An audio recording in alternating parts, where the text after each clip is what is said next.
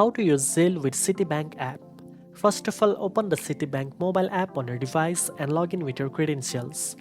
Inside the app, tap Payments in the menu at the bottom of your screen, then select Send Money with Zelle.